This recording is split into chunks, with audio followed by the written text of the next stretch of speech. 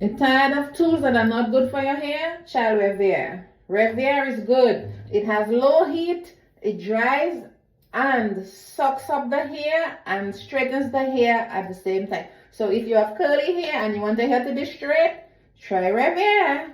Throw away those old blow dryers that are not good. With low heat, you get RevAir.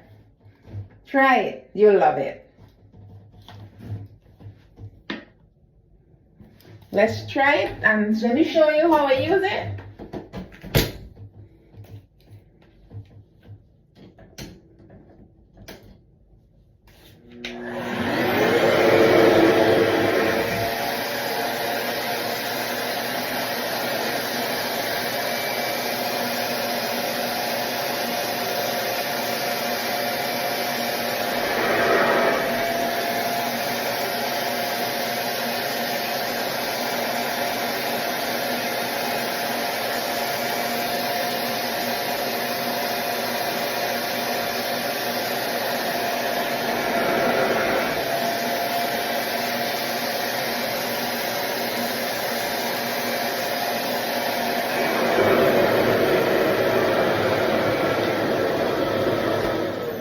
Try it, you love it.